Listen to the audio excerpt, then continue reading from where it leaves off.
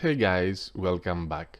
Now let's see some examples with 2D arrays, with multiple dimension arrays.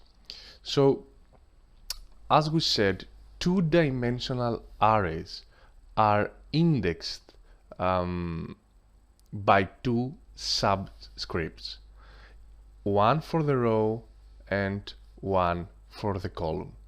So for example, as you can see, we have a rating for each movie. So we have two reviewers. The first index is actually for the reviewer and the second index is for the movie. So we're going to say that we are naming the array as rating.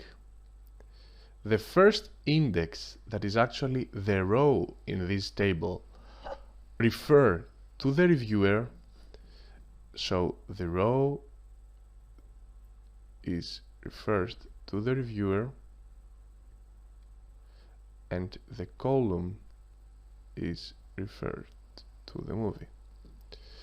So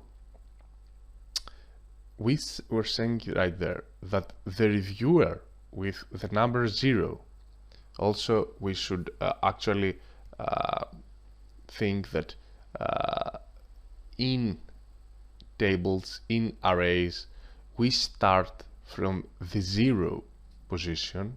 So actually the first reviewer will have the 0 index.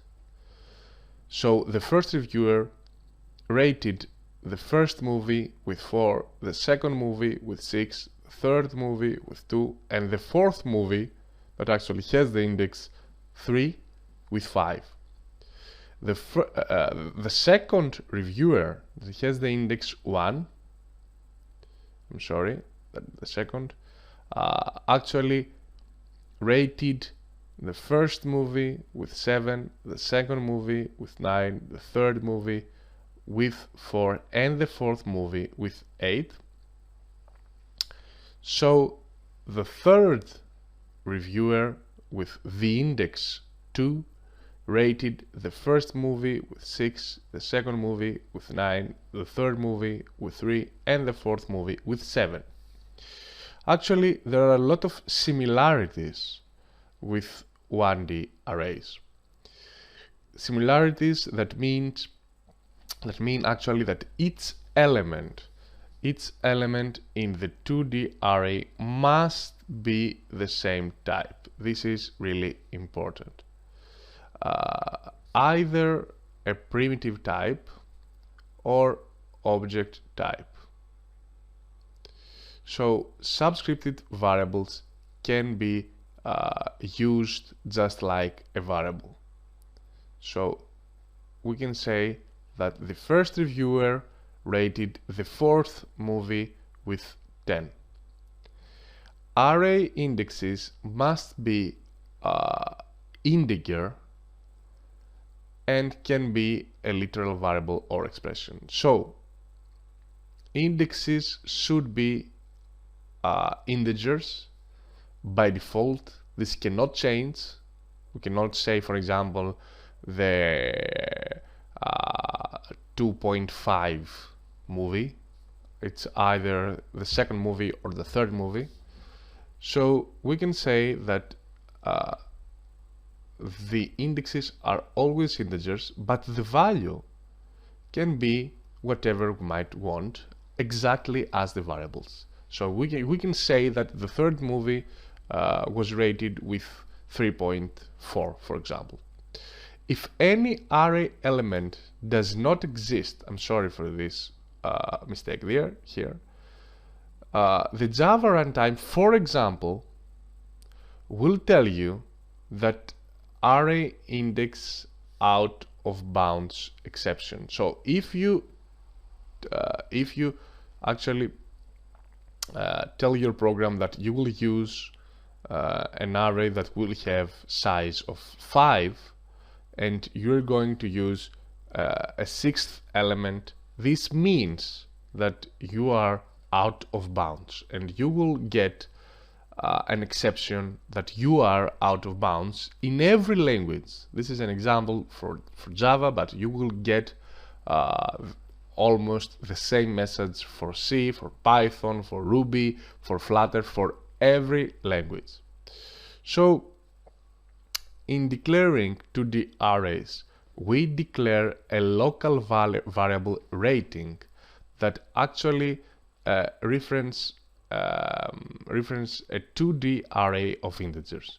So I'm going to say that I will use a two-dimensional array that it will store integer values, and I will name it rating. I also declare a field family that references a 2D array of gift cards. So as you can see here, I have a 2D array of gift cards that I could say what type is gift card. I should say in the beginning of my program. I can create a 2D array with 3 rows and 4 columns. This means 4 columns right there, and assign the reference to the new array to rating, as you can see right there. A shortcut to declare and create a 2D array, as you can see, is right there. You can say that you will use a rating. It will be a 2-dimensional array, and it will have 3 rows and 4 columns. So the size will be 3 multiple 4, and it will store 12 values. So let's see an example. Let's try to find the average rating by the reviewer in row 2. So I will use a variable called sum that it will store integer values, and I will initiate my variable with the value 0. So I'm going to use a sum. I'm going to sum actually all the values. So I will use an index right there. I name it col from column. Again, it's a variable, integer variable, because I will use it as an index. I initiate my variable with 0, as you can see, and then I'm going to say that if variable col is less than 3, then add 1 to col, and go on by adding this. Actually, plus and equal means is equal to sum equals to sum, I'm sorry for my letters, plus rating, etc. So I'm going to add to the value of sum the rating from the second row and all the columns. So I'm going to scan all the columns,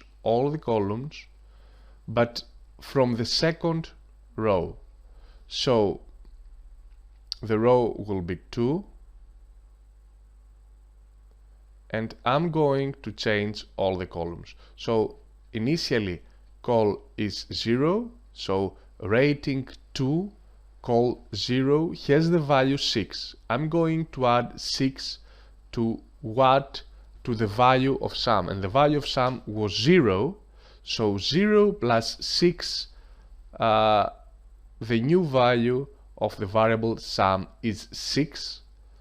I'm going up column, the col is 0, I will add 1 to 0, and the new value of col is now 1. So rating 2, 1, is actually the value 9. I'm going to add the value 9 to the value of the variable sum. Sum has 6. 6 plus 9 makes 15. So 15, again I'm going up. The value of the variable call is 1. I will add 1 is 2 is less than 3. So I'm going back right here to the next command, and rating 2 is now 3. 3, I will add 3 to the value of the variable sum that has already 15. So 15 plus 3 makes 18. I'm going up. Variable call has the value of 2. I will add one more. 3 is less or equal than 3 is equal. So it's also true that it's less than or equal than 3. So I will add rating 2, 3. Rating 2, 3, that actually is the value 7. In the second row, in the third column, I have the value 7. So I will add to the value of the variable sum value 7. The previous value of the variable sum was 18 plus 7 makes 25. So I'm going up. The value of the variable call is 3. I will add 1 and it will go to 4, but I can see that value 4 is not less or equal than 3. So I will go off this loop. I will go next to this command, and I will actually declare a new variable as double, and then I will say that the final value of the variable sum divided by 4, 25 divided by 4 makes about 4 point something, and 4 point something is the final value in the double format. This means in the double format that will be stored in the final variable average. So